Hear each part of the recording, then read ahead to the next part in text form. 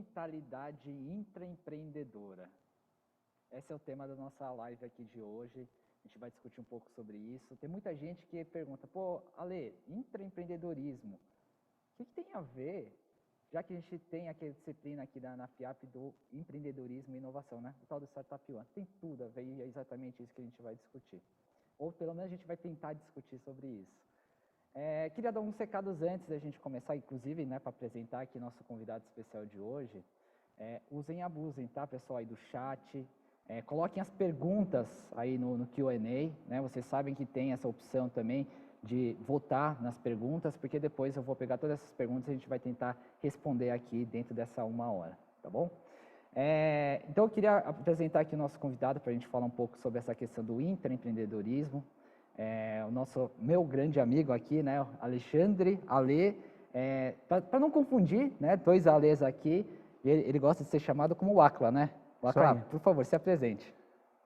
Obrigado, pessoal, por assistir. Eu me chamo Alexandre Vaclavovski. Falando de intraempreendedorismo, durante 25 anos eu trabalhei em grandes empresas multinacionais, entre serviços, bens de consumo, depois entretenimento. E nos últimos 3 anos eu estou habitando ou trabalhando em startups. Então conheço bem na prática o mundo do empreendedorismo dentro da empresa e fora da empresa. E com base nessa vivência, eu vim hoje aqui para contar sobre um livro que eu lancei recentemente, que é Invente Seu Lado I, a arte de inovar numa época de incertezas.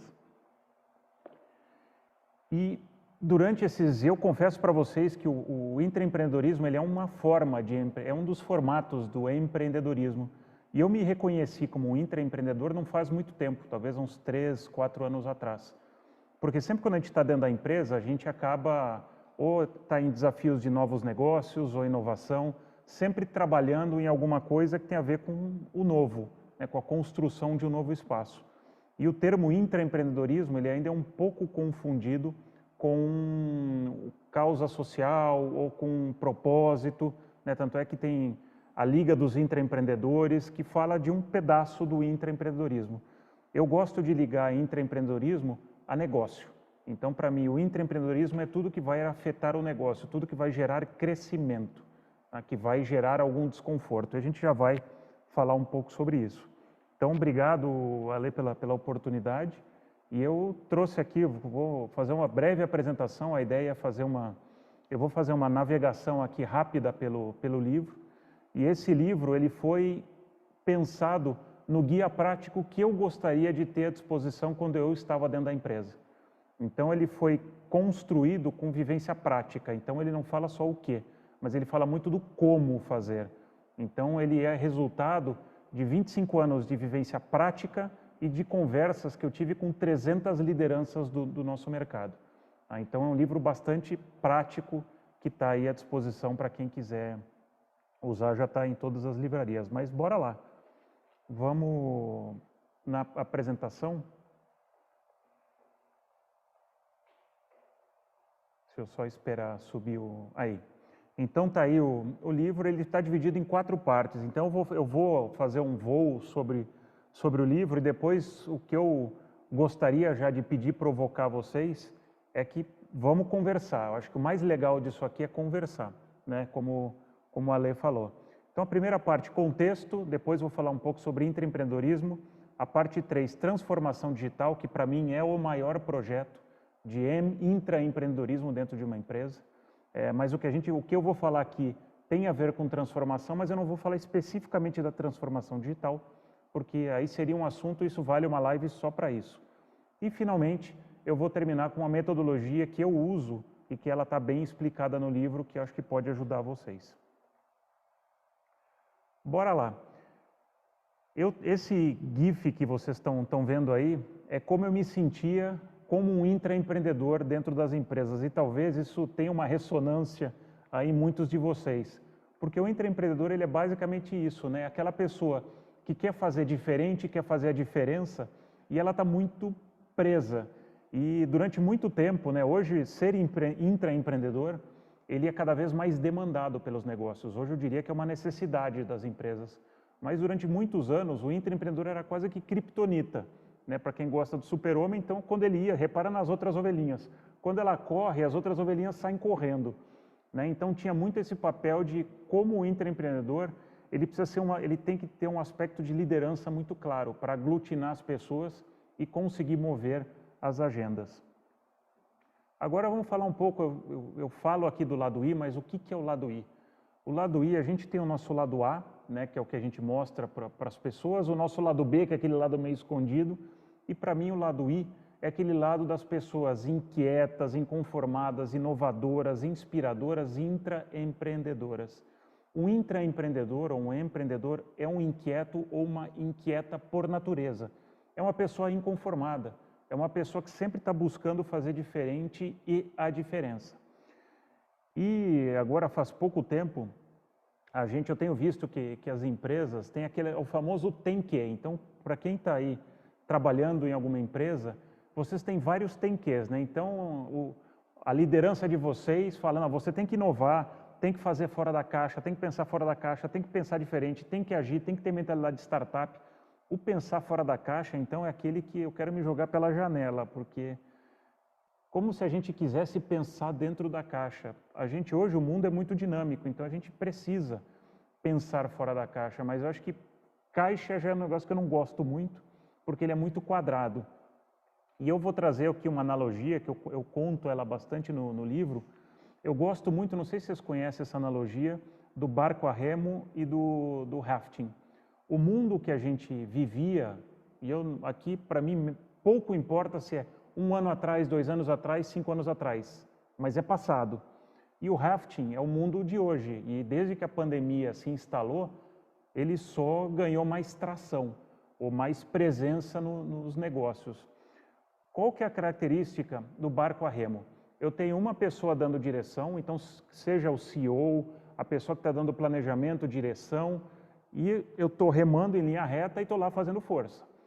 Então, o que eu vou fazer? Eu tenho águas calmas, águas previsíveis, águas planejadas, e eu estou olhando sempre para onde? Para o lado e para trás. Repara como os remadores estão, eles estão olhando para trás. Então, isso é clássico de uma empresa estabelecida. Eu sempre estou olhando minha concorrência. Então, se eu sou líder de mercado, eu estou olhando para o lado e para trás. Então, se tem alguém chegando, se eu trabalho, por exemplo, se eu sou a Unilever, a P&G está fazendo alguma coisa e está encostando, eu aumento minha remada. Então, eu vou distribuir mais, eu vou trabalhar vendas, eu vou diminuir preço, eu vou fazer estratégicas clássicas dos 4 P's de marketing, né, para aumentar minha velocidade e me distanciar da concorrência. Só que o que acontece? Hoje, o mundo está muito mais parecido com uma corredeira de rafting. Se eu vou hoje em Brotas, para quem é de São Paulo, e vou descer o rio vai ter uma altura, vai ter determinadas correntes, corredeiras, amanhã vai ser diferente. Se chove, o rio sobe, se seca, o rio baixa. Se eu entro à direita de uma pedra, eu pego uma determinada correnteza, se eu entro à esquerda, outra. Às vezes eu estou lá remando, e eu estou no mesmo barco com o Alê, ele cai do barco, aí eu preciso parar, botar ele para dentro. Então, podem acontecer N coisas durante a remada.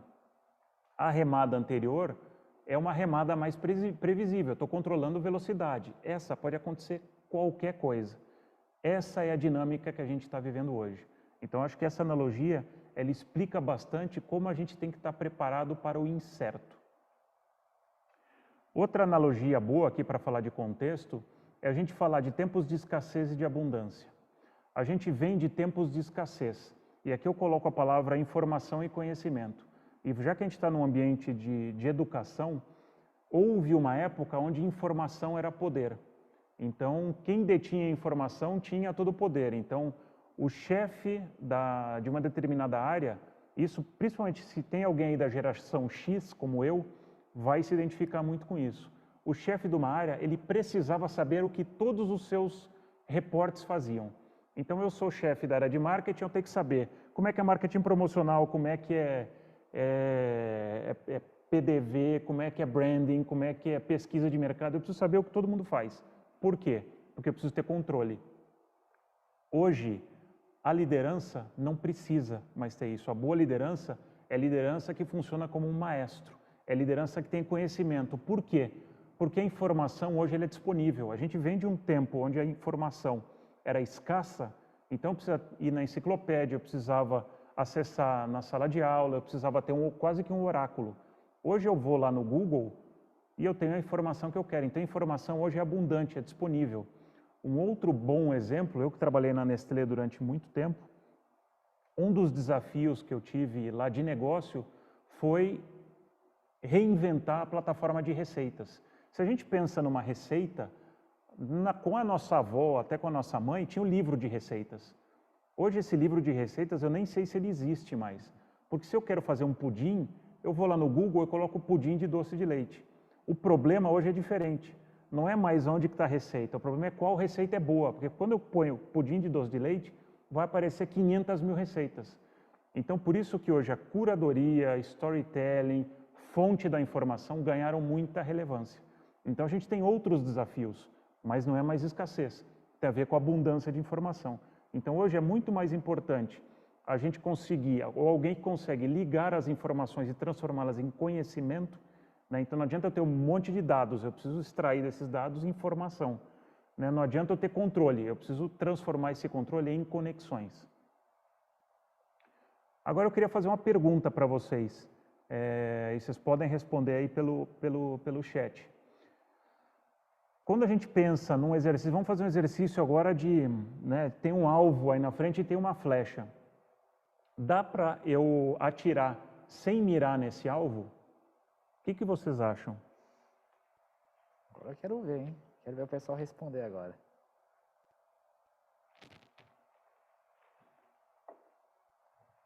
Tá saindo algumas respostas já. Vamos ver. As pessoas estão falando sim. Dá para atirar? Tem gente falando sim aqui. Quem acha que não dá para atirar sem mirar o alvo? Tem não também? Só tem sim? Tem não também. Tem não também?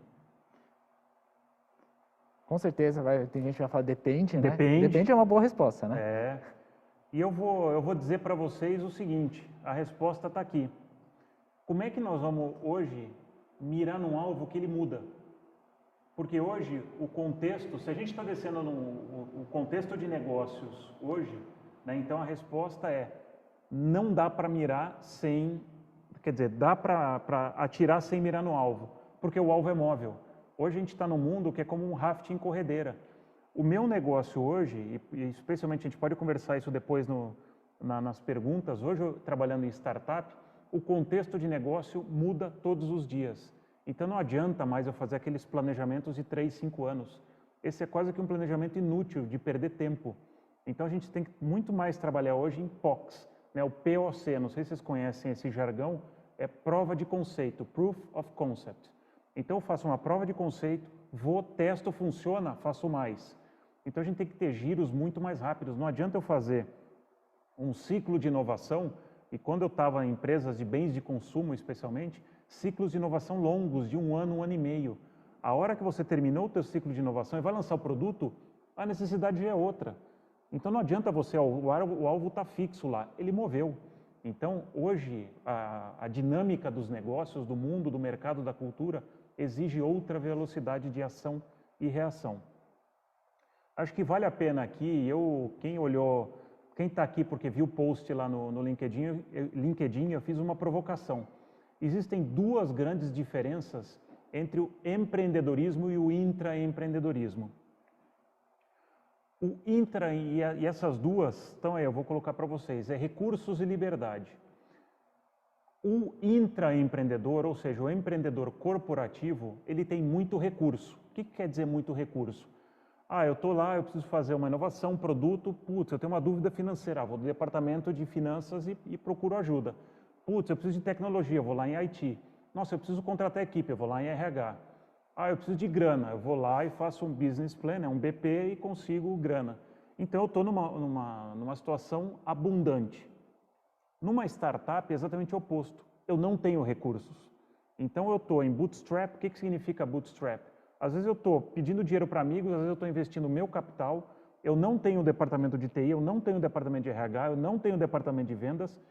Numa startup pequena, que são as que eu tenho trabalhado, eu sou um pouco de tudo isso, eu não guardo posição, não existe job description, e a gente pode falar isso depois nas perguntas também.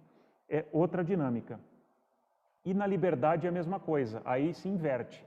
Então, quando eu estou numa startup, eu tenho razoável liberdade. Quanto mais nova ela é, mais liberdade eu tenho. Quando eu começo a ter investimento de fundos, eu vou começando a conter um pouco mais, né, a minha liberdade, eu fico mais voltado à execução. Numa empresa grande, eu tenho baixa liberdade.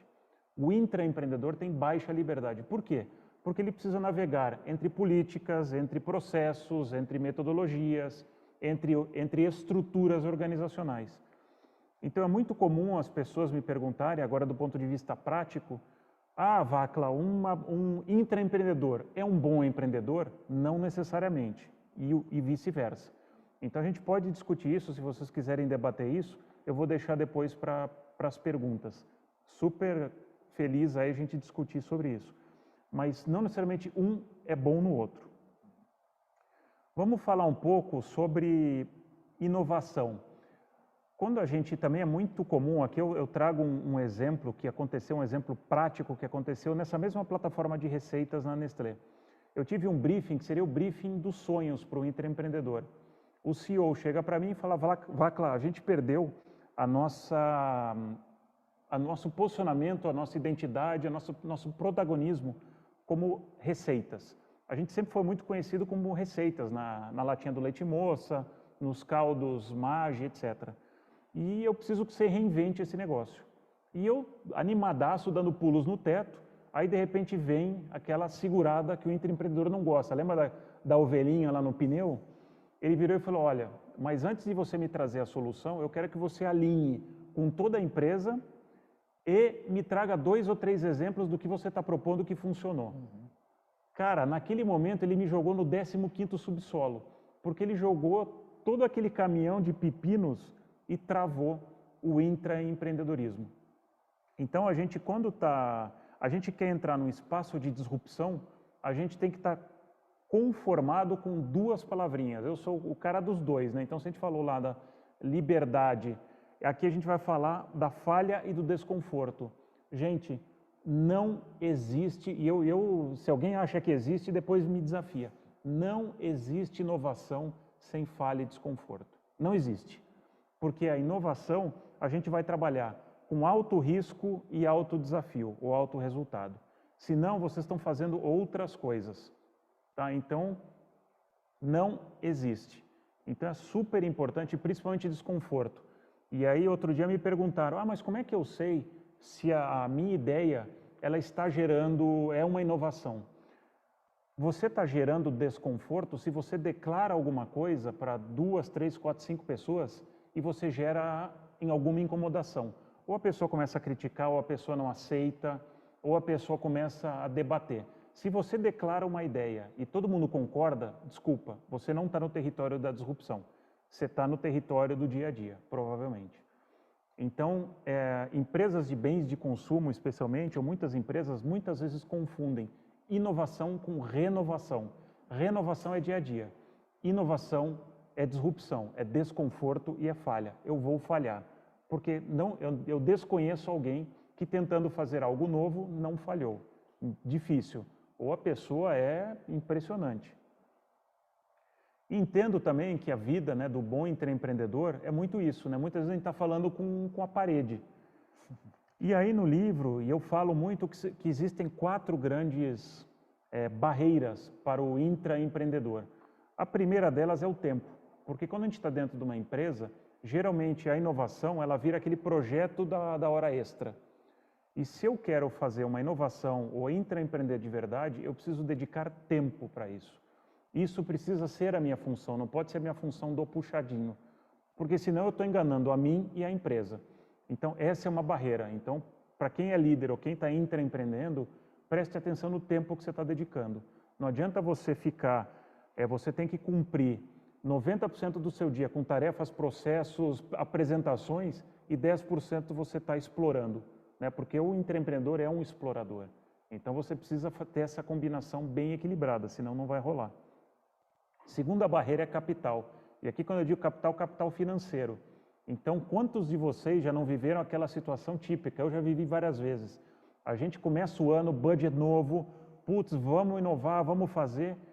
deu crise, a crise ela revela duas coisas: o compromisso da empresa com a inovação e a verdadeira cultura de uma empresa. Se você quer saber a cultura real da sua empresa, volta para março do ano passado. Ali a cultura se revelou.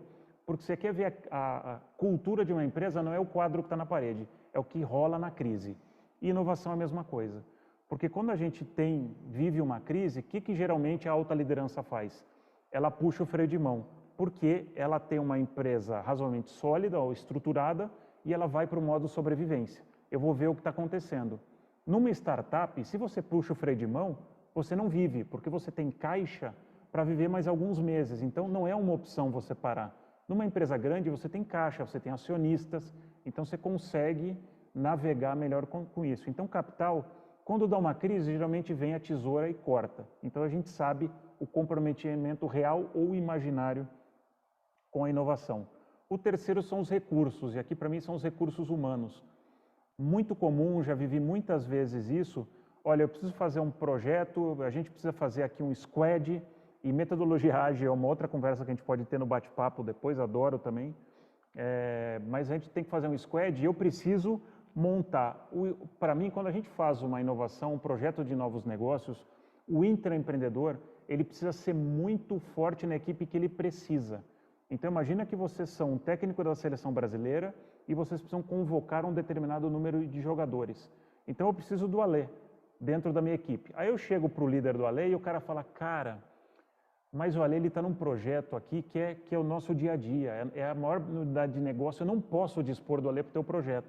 Mas, ó, tem um estagiário aqui que o cara é super potencial. Leva esse cara que o cara é faca no dente. Cara, desculpa, eu quero faca no dente, mas para eu fazer alguma coisa nova na empresa, eu preciso navegar politicamente. Aí é a diferença do empreendedorismo para o intra. Eu preciso de alguém que me ajude em navegação. Então, quando eu estou pedindo a Alê, além do coeficiente de inteligência, eu estou precisando do coeficiente de influência dele dentro da organização. Então, quando o intraempreendedor ele abre mão da pessoa que ele precisa para uma pessoa que só tem energia, ele não vai ter sucesso. Então, isso aqui é um outro blocker aqui, um outro muro que vocês têm que tomar muito cuidado. E, finalmente, metodologias. Metodologias, e aqui a gente está muito hoje, eu acho que a gente vive num mundo aqui no Brasil muito romantizado. Assim como o empreendedorismo, ele, de capa de revista, eu garanto para vocês, não é o empreendedorismo real. Porque lá a gente vê o unicórnio, as pessoas que receberam grandes quantidades de dinheiro, mas a jornada até lá é difícil. Metodologia é a mesma coisa. Outro dia, conversando com uma pessoa, um CMO, né, um diretor de marketing de uma empresa, a pessoa falou assim, nossa, Vacla, eu estou impressionado com a metodologia ágil. Eu montei um squad de 50 pessoas e está transformando. Eu parei e falei, desculpa, você não montou o squad, você pegou um comitê e você mudou o nome do comitê. Você simplesmente mudou o nome para ficar mais sexy. Então a gente tem que ter muito respeito pelo o que forma uma metodologia ágil. E as duas, para mim, a principal coisa de uma metodologia ágil é a remoção da hierarquia. Se vocês me perguntarem, me fala uma coisa que é fundamental na metodologia ágil, remoção de hierarquia. Eu preciso, dentro de um grupo de trabalho, ter as pessoas que eu preciso para resolver determinada tarefa. E eu não importo com cargo. Então, pode estar o CEO ali, mas ele tem o mesmo peso do analista júnior, porque cada um cumpre uma função. Porque quando eu coloco o cargo, eu tenho disputa por poder, eu tenho disputa pela voz. A metodologia ágil, ela funciona porque ela tem foco no problema, em resolver um determinado problema, não em agradar, não em fazer política, não em ficar prestando contas. Então, é um ambiente de autonomia, sem hierarquia. Liderança. Eu vou falar aqui só sobre liderança e aí a gente para bater um papo. Liderança, acho que além dessas 4 grandes barreiras, a liderança, a gente vem de tempos onde a liderança tinha muito a ver com competência. Então, eu tinha o famoso chefe, né, como eu falei, a pessoa que sabe muito. Então, ela tem um coeficiente de inteligência muito alto. Ultimamente, a gente tem falado mais dos soft skills, né, que é aquela liderança mais emocional, que acolhe mais, etc. Só que a gente tem que ter cuidado nessa calibragem, porque se eu pego simplesmente a inteligência né, o coeficiente de inteligência, eu tenho aquele chefe que eu respeito. Então, aquele chefe duro, que dá porrada, que é um chefe que não acolhe. E do outro lado, eu tenho aquela pessoa que super acolhe, mas também não move a agenda. Então, o que a gente está buscando hoje é uma liderança onde eu tenha confiança, que ela tenha o melhor desses dois mundos. E aqui, para mim, a palavra que ressalta é que o Nassim Taleb fala bastante isso no Líder Antifrágil, é a palavra vulnerabilidade. A palavra vulnerabilidade é uma palavra que eu gosto muito, ela conversa muito comigo. E a gente tem um preconceito com essa palavra, porque a gente liga muito vulnerabilidade com fragilidade, com fraqueza. E minha provocação para vocês é entendam vulnerabilidade como franqueza, não como fraqueza. Qual que é a diferença? Eu me colocar vulnerável, isso é muito comum no ambiente de startup. Então, né, o que a gente pode incorporar de uma mentalidade de startup para dentro da empresa? O que é vulnerabilidade? Eu dizer, eu não sei. Eu estou num determinado projeto e eu falo, Ale, eu preciso da tua ajuda. Eu não sei isso. Porque hoje a gente vem de uma geração, vem de uma construção corporativa onde o não saber é fragilidade. Então, não, o cara falhou porque não sabia, o cara mandou mal. Então, você fica cada vez mais encolhido e, principalmente, o intraempreendedor é um personagem que está indo no desconhecido. Como é que você vai navegar como explorador no desconhecido sabendo tudo? Você não tem mais um mapa, hoje você tem uma bússola. E quem tem uma bússola precisa perguntar orientação. Então, a vulnerabilidade é esse coeficiente de, olha, eu não sei, eu preciso de ajuda, eu vou trabalhar em rede, eu vou me conectar. Lembra aquilo que eu falei lá da conhecimento e conexão? Esses são valores e princípios que o intraempreendedor precisa emular. Último aqui para fechar, no livro eu falo aqui também de uma dinâmica que acontece muito dentro das empresas. Isso aqui é como funciona, são os 4 papéis que existem dentro das empresas. Não vou comentar aqui, está lá no livro. E o legal é que a gente navega nesses papéis, em todos os papéis. Então, quem acha que é só explorador, não. Às vezes você é o cara resistente, porque todo mundo se sente como em algum momento desconfortável. Quando eu estou em desconforto, geralmente eu demonstro resistência. A gente não é todo o tempo explorador, mesmo um bom empreendedor ou empreendedor, às vezes a gente tem desconforto. E eu também falo de uma metodologia que eu criei, que chama SICA, que fala de como é que a gente analisa contexto, iniciativa, cultura e alcance nos negócios. Então isso está super bem explicado no livro. Vocês podem me procurar, se vocês quiserem agora a gente debate nas perguntas e respostas, vou mandando perguntas aí com o maior prazer para responder. Quem tiver curiosidade também, tem um podcast, dentro das 300 conversas que eu tive pelo mercado, eu senti que ao longo do tempo eu conseguia extrair dessas conversas algo que eu não conseguia nos eventos. Porque quando a gente vai num evento, a pessoa está muito brifada, ela está falando com um crachá da empresa. E quando eu tinha cafés, ou quando eu falo com a Ale, a gente tem uma conversa muito vulnerável, muito solta. Sabe aquela conversa sem mimimi, sem espuma? E eu trouxe isso para o podcast. Então tem o podcast do Lado I, tem 47 episódios lá, completamente sem filtro. Vocês querem aprender e falar com grandes nomes aí de intraempreendedorismo, fundos de venture capital, empreendedores, founders de startup, lá é um lugar para ter acesso a essa informação. Obrigado, gente. Agora queria conversar com vocês. Boa.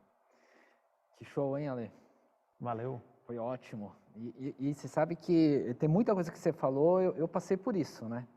Então você falou, por exemplo, essa questão, né? A gente apresentar alguma coisa, uma coisa de inovação. Aí quando a gente apresenta para um conselho, o conselho vai falar exatamente isso, né? Me traz benchmark. Fala o que o pessoal está fazendo, porque aí a gente dá continuidade. Exatamente. E aí mata o intraempreendedorismo. Exatamente. Né? E acho que é muito dessa questão comportamental também. Né? Eu queria que você me falasse um pouquinho, porque eu estava falando, inclusive, agora há pouco com alguns alunos, e eles falaram assim, olha, mas é tão difícil falar internamente, porque tem que validar, tem essa questão da gente conversar com as pessoas, eu não estou conseguindo chegar nas pessoas. E eu sempre falo isso, né? O empreendedorismo também tem isso, né? A gente recebe um monte de porta na cara, só que a gente tem essa resiliência, né? E aí, falando como empreendedor, exatamente, a gente tem essa resiliência, a gente vai atrás. Um intraempreendedor, eu imagino que também tenha. Total. É exatamente isso? Sim, exatamente isso. E eu diria, dentro da metodologia aí do SICA, isso é o que eu chamo, está na parte da iniciativa. Não adianta, e eu dou um exemplo pessoal meu. Eu saí da Diageo, que era uma empresa que, sei lá, se eu criar aqui um coeficiente imaginário de inovação, a Diageo de 0 a 10 estava no 7. De repente eu vou para a Nestlé numa posição de liderança de transformação digital. Então foi a primeira pessoa sênior de transformação digital na Nestlé. Então eu estava num ambiente ainda muito defensivo, que não havia experimentado novas práticas de transformação de negócio. E quando eu chego lá, eu tentei imprimir a mesma velocidade, o mesmo ritmo. O que aconteceu? Não rolou, eu tive que dar alguns passos para trás. Então daí vem aquele ditado, né, que sozinho vou mais rápido, juntos vamos mais longe. Então é muito importante para o intraempreendedor ele entender a velocidade que a organização consegue acompanhar. Eu falo isso no livro, nos artigos também, muito daquela metodologia da Coca-Cola, do 70-20-10. Então, para o intraempreendedor, a minha dica prática seria busca. Então, por exemplo, lá na Nestlé eu peguei uma marca que era a marca Magia, uma marca fora do radar das grandes marcas. Vamos pegar aqui, porque se der ruim, nossa, não rolou, você não colocou o negócio em risco. Você conseguiu trabalhar o intraempreendedorismo e conseguiu fazer alguma coisa com uma grana menor. Tá? Então, como é que vocês conseguem pegar? Aí, de novo, é o famoso POC, né? O Proof of Concept. Como é que eu consigo pegar um case menor, provar que ele funciona, mas a segunda dica dentro disso pega alguma coisa que você consegue mostrar rápido. Porque a organização, ela sempre vai estar, o explorador, que é o intraempreendedor, ele sempre está oferecendo coisas novas. E tem naquele gráfico lá os resistentes, ele sempre está falando, não, a gente chegou aqui porque a gente sempre fez desse jeito, né? Não vamos mudar. Então sempre tem essa tensão. Então por isso que o intraempreendedor, outra dica, Xará, você sempre tem que procurar as lideranças. A gente considera muito, eu preciso falar com as lideranças formais da empresa. Eu sempre busquei muito entender as lideranças informais, porque são as lideranças informais que ajudam vocês a navegarem. Quem são as lideranças informais? Aquela pessoa agora não está mais rolando, mas na época que ia no café, sabe aquele bolo de gente? Vai o fulano no café, forma um bolinho. O cara que faz, a pessoa que faz o happy hour sempre tem tração. Putz, essas são as lideranças.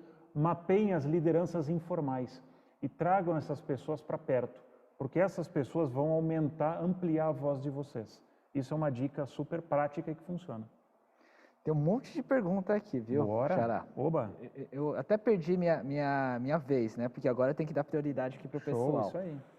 Tem algumas fantásticas. Bom, você já falou um pouquinho, né, dessa questão do pessoal que quer conhecer um pouquinho o empreendedorismo, por onde começar, você já deu algumas dicas aqui. A gente até discutiu aqui, né, dentro da FIAP, que vocês conhecem muito bem, os nossos alunos, a gente tem o Startup One. E tem muito aluno aqui que está começando com esse processo de startup. E eles estão encontrando aí um nicho de mercado que parece ser complicado achar, que é um pouco dessa questão do comportamento empreendedor também, Sim. né? A pergunta é, como ter ideias e buscar ideias que saia do papel e para tornar uma empresa? Legal. Eu acho que a gente, quando trabalha em empresas mais tradicionais, mais fechadas, a gente acaba desenvolvendo uma visão muito vertical. Um bom explorador, um bom empreendedor ou intraempreendedor, para mim as qualidades são muito parecidas. Né? É um inquieto insatisfeito. Então, é uma pessoa que está sempre em modo exploração. Quem é explorador ou exploradora é uma pessoa que é muito criativa. E quem geralmente é muito criativo trabalha muito numa visão horizontal. O que eu quero dizer? Eu sempre estou buscando referências. Eu não estou mergulhando numa determinada coisa. Então, por exemplo, eu quero saber, entender o mundo jovem, eu vou na CCXP, na Comic Con, para quem não conhece o CCXP. E eu lembro que na Nestlé eu tive um desafio de negócio que era fazer uma campanha para Prestígio. E Prestígio é uma marca que tem apelo para 15 anos. E aí eu falei, putz, onde é que eu vou conseguir essa galera jovem? Eu fui um dia na Comic Con e juro, eu hoje tenho 50 anos, na época eu devia ter 40 e poucos. Aquilo para mim, sabe quando passa aqui em cima? Eu não conseguia ter entendimento daquilo. No outro dia eu passei a mão no meu filho e fui com ele. Aquilo se abriu para mim. Então, o que acontece? O intraempreendedor ou empreendedor, ele tem que acessar as tribos, as culturas, com o tradutor, às vezes. Não adianta vocês, com o olhar de vocês, então se eu tenho 18 anos e quero acessar alguma coisa que tenha a ver com uma geração de 50 a mais, não vai rolar porque eu não tenho a referência, eu não tenho a milhagem, eu preciso de um tradutor e vice-versa. Então, sempre busquem tradutores. Eu sempre fui muito curioso e eu consegui trabalhar até uma passagem de 1 ano pela HBO, porque imaginem quem os produtores, os showrunners, né, que agora está o nome em voga, que desenham Game of Thrones, por exemplo. Esses caras, eles têm que ter um entendimento de cultura, porque eles investem milhões naquele determinado conteúdo. E imagina só, ele vai investir milhões em elenco, em produção, aquilo precisa ser um sucesso. Como é que ele vai garantir que aquilo é um sucesso? Porque ele vai ter um entendimento de cultura. Ele sabe que aquilo, as próprias novelas da Globo, por que a gente acaba extraindo tanto meme? Por que ela fala tanto com a gente, alguns personagens? Porque aquilo vem direto da cultura. Então, um bom intraempreendedor ou empreendedor tem que ser um baita leitor de cultura. E eu acho que, Ale, outro dia me fizeram a seguinte pergunta, que talvez vocês não tenham feito, mas eu vou fazer por vocês. Me perguntaram o seguinte: se eu hoje fosse montar um departamento de inovação numa empresa, qual seria a primeira pessoa que eu contrataria? A primeira pessoa seria um antropólogo. Exatamente, aí eu concordo plenamente. E por que um antropólogo? Porque é um grande tradutor de cultura. Hoje, os departamentos de inovação das grandes empresas são departamentos de finanças, são departamentos planilheiros, não são departamentos de cultura, de leitura de cultura, são departamentos de justificativa de P&L. Então, cara, como é que você vai ter, adianta você ter melhor metodologia ágil, uma galera super criativa? Não, porque você está encaixotado. Então, as pessoas ou as empresas precisam começar a soltar. O pessoal tá achando que é gravado esse daqui. Vocês viram que eu tô pegando as perguntas ao vivo aqui, viu, Boa. gente? Ó. Tem uma pergunta, aliás, você deu até, tem gente falando aqui, né, da saudade de voltar, né, para o presencial. Aos poucos a gente está voltando, né? E você falou do CCXP, eu falei, meu, que saudade, né, Nossa, de ir bom. nos eventos desses. Com calma a gente vai voltando. Tem uma pergunta sensacional aqui.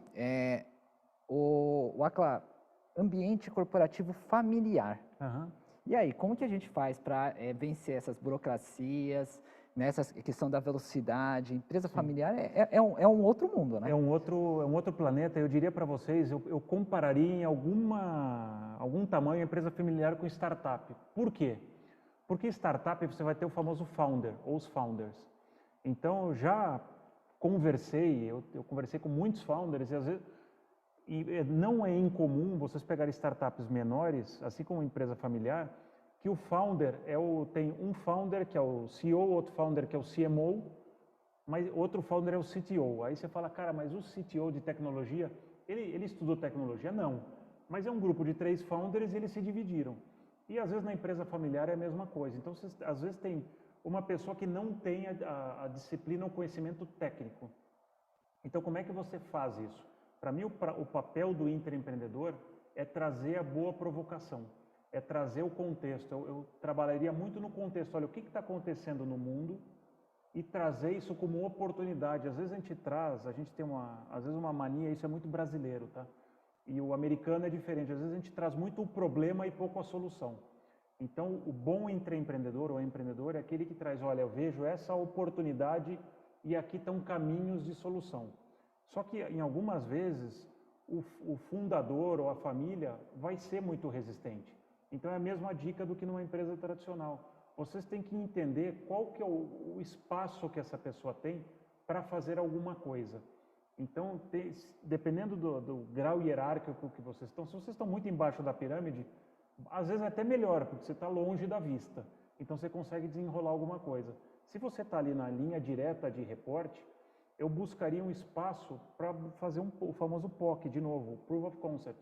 Olha, tem uma ideia, isso aqui nós vamos investir pouco dinheiro. A gente vem também de tempos onde a gente, para empreender, precisava de capital físico. Hoje a gente consegue empreender com capital intelectual.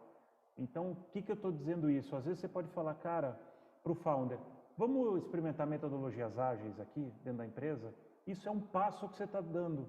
Então, e aí o que você vai vender para o fundador da empresa da família? Olha, mas nessa metodologia ela é muito aplicada, ela cresceu na indústria de software, ela remove hierarquia, todo mundo tem um papel definido. Vamos fazer um projeto assim? Vamos ver o que acontece? Com isso você vai trazer outra energia e vai até conseguir começar a recalibrar a mentalidade das pessoas. Acho que é um jeito de você, não precisa de um centavo, você com capital intelectual faz, junta para uma atividade, pode ser de dia a dia, um projeto, e testa. E você começa a colocar uma sementinha ali de, olha, vamos fazer agora outra coisa, e com isso vai evoluindo. Eu vou, inclusive, pegar o link que você falou de ágil, né? Tem uma pessoa que perguntou aqui também, que eu acho que tem tudo a ver, né? Porque você até comentou ali, né, das empresas com mindset ágil. E a pessoa pergunta aqui, o mindset ágil potencializa o intraempreendedorismo? Com certeza, com certeza. Porque o mindset ágil, ele vai estar colocando as pessoas certas nos lugares certos. Então, quando a gente entra no mundo startup, é muito comum você trabalhar quase que em alocracia. Então, eu não sei se tem essa pergunta aí, é uma pergunta que geralmente me fazem. Eu trabalhei 25 anos em grandes empresas, de repente eu caio na startup. Quais foram os grandes sustos que eu tomei? O primeiro grande susto é que não tinha mais job description.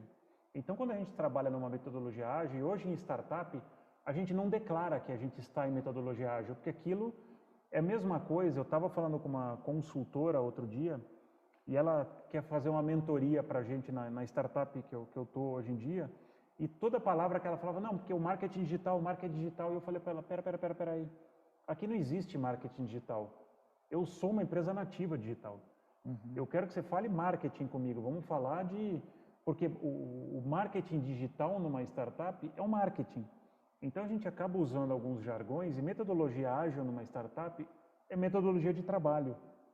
Você tira isso, isso faz muito sentido em empresa, onde você tem um ambiente hierárquico e você precisa remover, onde você precisa que as pessoas trabalhem, né, num sprint e você precisa qualificar isso. Então aí faz mais sentido, mas depende muito do lugar, mas com certeza, metodologia ágil, agora, o que eu vejo de empresas grandes tropicalizando metodologia ágil é impressionante.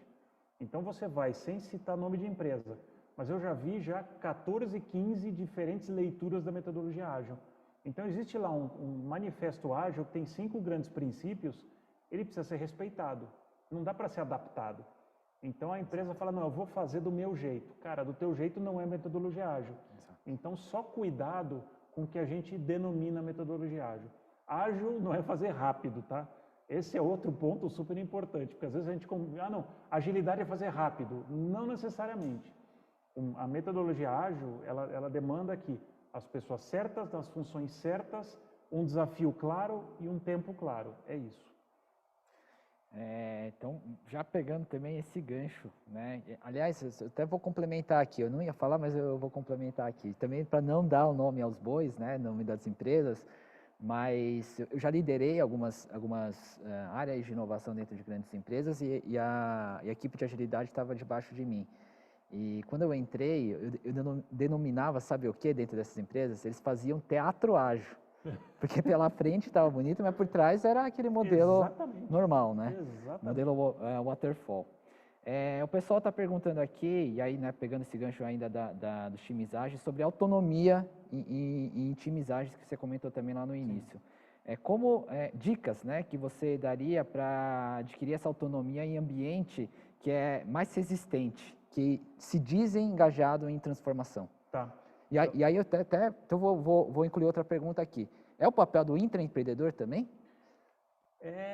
Não necessariamente. O intraempreendedor ele vai precisar, porque a diferença do empreendedor e do intra, o intra ele precisa navegar num pântano complexo, né, que é o pântano organizacional, com organogramas, com políticas. Então, por isso que eu acho que às vezes um ótimo intraempreendedor ele não consegue ser um empreendedor, porque ele trabalha em abundância, ele tem um chapéu muito político de navegação. No mundo empreendedor, você tem que ter um chapéu muito prático de execução, você tem que executar. Então, são habilidades um pouco diferentes. A autonomia, quando a gente busca autonomia, ela tem muito a ver com o desconforto. Lembra quando eu falei ali da falha e do desconforto? Isso eu falo no capítulo de transformação digital do livro. Tem empresas que falam, olha, eu vou fazer uma transformação de negócio, eu vou fazer uma transformação digital. Para mim, tem alguns princípios para uma transformação digital. O primeiro deles é qual que é o fator de origem. Se o fator de origem é o board lá da Europa ou dos Estados Unidos, começou mal, porque você está fazendo um negócio top-down. A boa transformação de negócios, ela tem que vir de fora para dentro. O que eu quero dizer? Da necessidade do meu negócio para dentro. Quando eu faço isso, eu entendo, e a liderança vai entender que no dia de hoje, nesse mundo onde eu estou descendo uma corredeira de rafting, o maior risco é não tomar nenhum risco. Essa é a premissa básica. Então, uma frase que eu sempre falava nas empresas, olha, o nosso maior risco é não tomar risco. Se isso é verdade e a gente minimamente concorda com isso, a gente precisa criar um ambiente de tolerância ao desconforto. E aí, a gente vai trabalhar com papéis e responsabilidades. Um grande inibidor do intraempreendedorismo é a famosa avaliação de resultados, é o job description, porque o job description ele me cerca o papel que eu tenho. E eu tenho ali determinadas tarefas que eu tenho que fazer no ano para ganhar o meu bônus no final do ano. Uma empresa que quer romper, realmente quer estar comprometida em gerar um ambiente de transformação ou de inovação, ela tem que romper com esse modelo.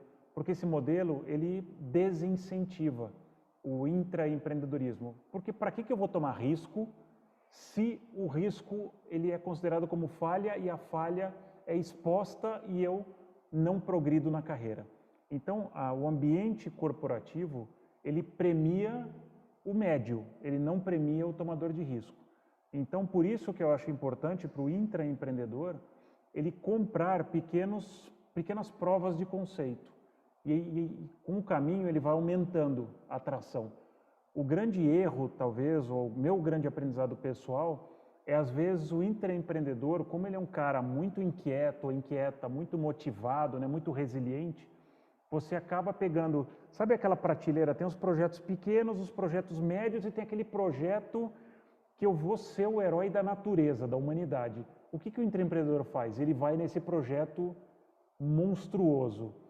Então, o meu conselho, a minha dica prática para vocês é: espera um pouco para pegar esse master projeto, por mais que vai ser aquele projeto que você tem o tesão absoluto. Pega um pequeno, porque o pequeno vai te dar o ticket para você ir para o médio e o ticket para você ir para o grande. Não adianta você não vai conseguir autonomia de cara, você tem que provar que você gera desconforto na medida que a organização tem tolerância. Não adianta esticar demais a corda. Sabe, uma coisa que eu sempre falo é o seguinte, o empreender é o novo criar uma banda de rock, né? Porque todo mundo antigamente gostava queria criar uma banda de rock, hoje todo mundo fala que é empreender. Mas não existe, né, só o empreendedorismo, como você mesmo disse, né? Tem o intraempreendedorismo também.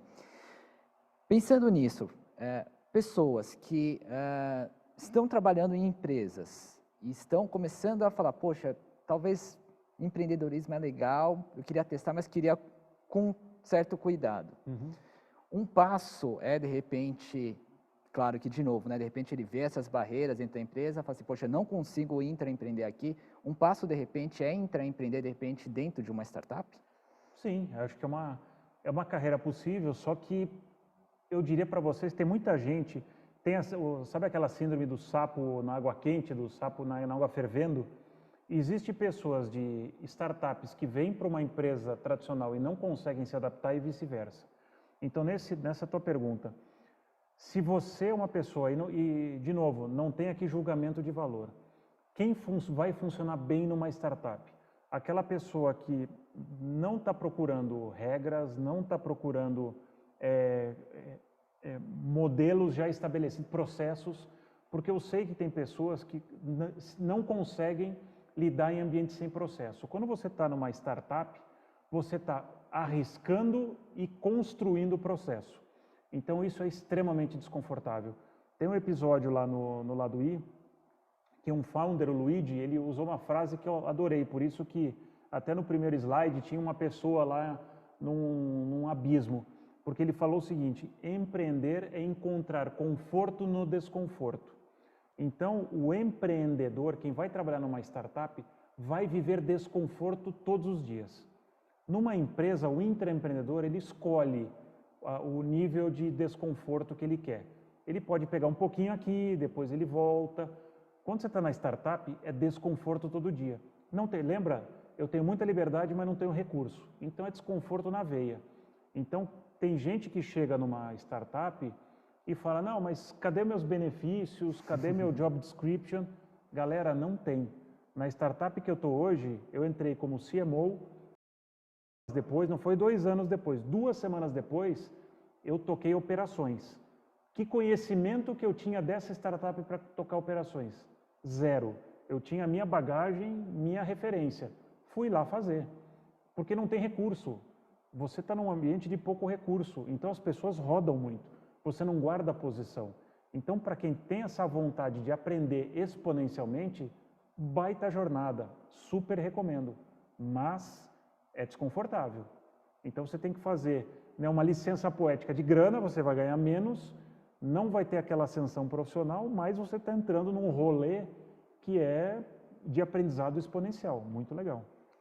Temos ainda mais tempo para algumas perguntas, Bora. mas você falou esse desconforto, eu lembrei também de uma história minha, porque eu fui construir uma startup, né, uma história até curiosa, porque o principal investidor dessa startup é primo da rainha da Inglaterra, então Olha. uma pessoa cheia de dinheiro, é um pouco diferente do que você falou ali, né, porque ele tinha bastante recurso.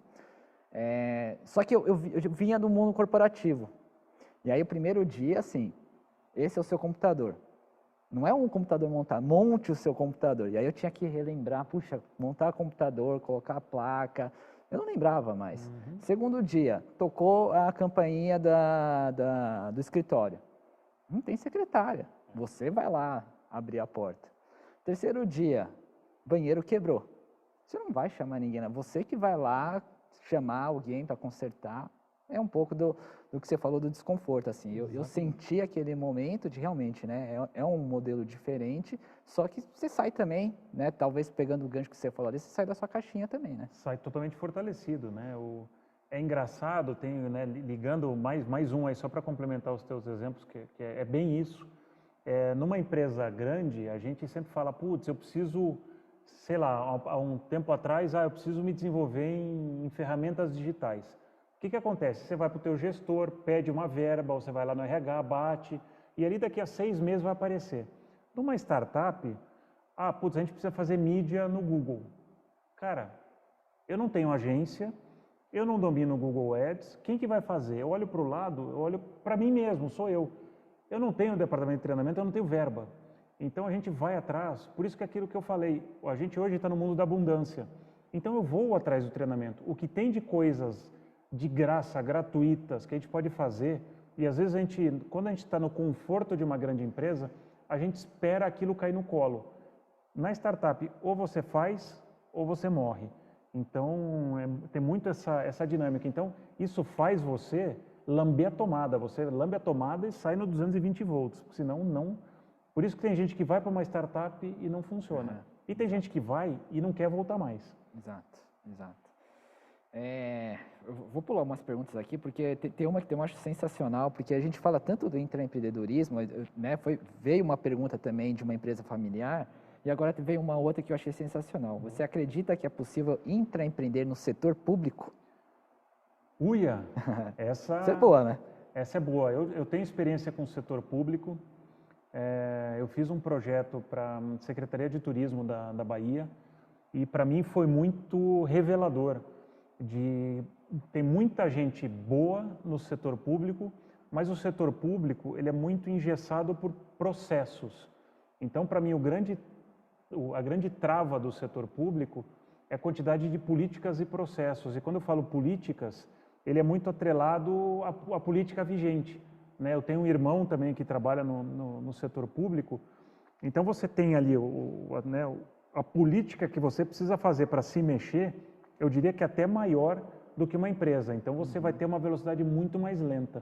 Então no setor público, eu diria que eu recomendaria buscar os pequenos passos para você ir ganhando tração, porque ali você vai ter que buscar primeiros passos, buscar politicamente alianças e aí conseguir um movimento, né? Ou às vezes, dependendo por exemplo, eu participei de uma licitação onde a gente precisa fazer toda a atração de turismo para a Baía de Todos os Santos, na Bahia, nos municípios em volta. Então não adiantava fazer coisas grandiosas, a gente tinha que falar, olha, qual que é o budget do que eu tenho e o que dá para fazer. E como é que é o movimento, né, os papéis, os setores, as lideranças dentro do segmento. Então, você está ali mais preso, é mais complicado, mas dá sim. Tem uma aqui pegando também um pouquinho lá atrás, né, quando você falou lá da Nestlé, que configura projetos de receitas da Nestlé como inovação. Isso porque ele fala lá num cenário que já existe players com mais estrada como o Cybercook. Sim, exatamente. Quando o desafio que eu tive na Nestlé na época foi, olha, a gente sempre foi protagonista de receitas, né, quando era latinha de leite moça, o livro, a Nestlé cansou de publicar livros de receitas. Só que isso no mundo da escassez, lembra, quem tem informação tem poder. De repente é o mundo da abundância, como você falou, cybercooking, tudo gostoso, tem N portais. Só que o que aconteceu? YouTube, vamos falar dos YouTubers também. De repente no mundo da abundância, o que acontecia? A Nestlé perdeu o protagonismo, porque ficou uma coisa antiga. Eu não vou olhar mais no caldo ou na latinha do leite moça, eu quero uma coisa aqui na hora de cozinhar, alguma coisa digital. Então a gente olhou nesse projeto, desde uma iniciativa de M&A, né, de aquisição de um desses portais, até fazer alguma coisa própria. E a gente acabou criando, revitalizando Receitas Nestlé de um jeito diferente, dando mais protagonismo para quem faz as receitas, para o consumidor conseguir trazer as receitas e participar da plataforma, de uma forma mais de cocriação. Então, eu tenho coisas aqui que eu não posso falar, mas a gente, dentro das alternativas, se você olhar hoje lá em Receitas Nestlé, eu diria que do 0 a 10 que a gente pensou, ele está no 4. A gente chegou no 10. Só que a organização, no que seria 10, completamente de disrupção, aquilo gerou muito desconforto na organização.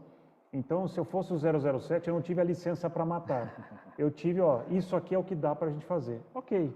Então, a gente vai do 0 para o 4, depois do 4 para o 5.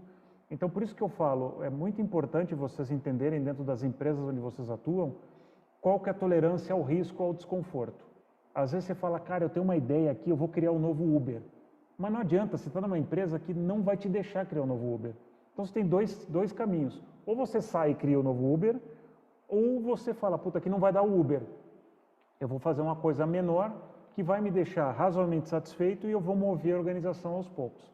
Então esse é um pouco, o intraempreendedor ele vive um pouco nessa relação, né, frustração, e é um cara que tem que ser meio fênix, né, uma pessoa que tem que ser meio fênix. Muitas vezes ela é jogada lá nas cinzas, ela precisa renascer. A gente precisa encerrar agora, mas eu queria fazer minha última pergunta, que aí eu vou fazer de novo esse relacionamento, principalmente para os nossos alunos que estão aqui, que estão fazendo Startup One. O conhecimento deles que eles estão tendo de construir uma startup, o conhecimento deles que estão adquirindo dentro das aulas, né? São 5 aulas do Startup One. Para quem é do ON também, a gente tem todo o conteúdo do ON. Dá para levar também para o intraempreendedorismo? E aí, só para deixar esse gancho, aí eu queria que também você deixasse o último recado para o pessoal. Legal, super dá. Eu super recomendo para vocês o Startup One, porque é um jeito de vocês acessarem mentalidade, metodologias de startup e levar como provocação para dentro das empresas, para evitar aqueles tropicalismos, porque às vezes a gente está dentro da empresa, a gente está olhando muito para o processo da empresa, a gente lê, hoje a gente tem outro dia eu até mandei um livro para uma pessoa que está em inovação de uma empresa, ela falou, não, mas o livro é muito grande, eu quero uma coisa resumida. Eu falei, cara, esse é o problema, a gente precisa se aprofundar, a gente precisa ter boas discussões. Então, o que vocês têm aqui na FIAP, de acessar o empreendedorismo e ter uma curadoria e trazer isso de uma forma, cara, eu consigo fazer o Depara, muito importante, né? Quase como uma mentoria para como é que eu pego isso aqui e aplico, adapto, para eu conseguir levar isso aos poucos, porque senão a gente pega uma metodologia que funciona num lugar, não necessariamente ela funcionará em outro. Não adianta vocês pegarem, putz, eu quero pegar o Gympass, o iFood, os caras fizeram um negócio animal, eu vou aplicar na minha empresa. Eu não sei se funciona. Tem que entender a cultura da tua empresa, qual que é a hierarquia, os processos, tolerância a desconforto. Cara, é complicado. Então, super importante vocês sempre acessarem o pensamento de um, ter uma boa curadoria para conseguir levar para o outro lugar. Então, super, recomendo muito. Ale, muito obrigado pelo papo, adorei. Muito obrigado pelas perguntas de vocês. Estou disponível, quem quiser continuar a conversa. Tem o site aí do Laduí, o livro. Quem quiser me conversar comigo no LinkedIn, pode me procurar. Adoro ter essas conversas. Eu acho que a gente está vivendo num momento dos negócios que a gente precisa ativar o intraempreendedorismo. O que eu brinco muito é que não faltam intraempreendedores, eles estão desativados. Então os líderes precisam aprender a ativar e os intraempreendedores precisam se autoativar também. Porque não adianta a gente ficar só do ponto da vítima, falar, cara, ninguém me dá estrada, ninguém me dá pista, não consigo. Cara, às vezes você está no lugar errado. Então, às vezes, você é uma pessoa muito inquieta no lugar muito trancado. Então, você precisa ir para outro lugar. Ou você precisa ter uma ambição menor. E aí começar a virar. E aí começar com tração. Então, não existe resposta certa ou errada, mas o que eu daria, se eu puder dar um conselho para vocês insistam, vão para cima, porque o mundo hoje, muito agitado, precisa muito de gente que faz diferente, faz a diferença. E como eu gosto de dizer, foguete não dá ré. Boa, obrigado, Xará. Pessoal, não sei se vocês sabem, mas ontem, inclusive, saiu, né, a lista do Startup Awards, a FIAP novamente entrou ali, então estamos sim no caminho certo, vocês estão fazendo uma disciplina super bacana, que é o Startup One. E aí, ó, só a última coisa, vou pegar todo mundo de surpresa, ó. Ale, ó, esse daqui, ó, tá aqui comigo, tá? Esse aqui é meu, boa. Já ficou comigo, tá? Demorou. Gente, obrigado. Para quem tem aula, boa aula, para quem tem live, quem tem coisa para estudar ainda, por favor, né, não parem de estudar. Valeu, gente. Obrigado. Obrigado.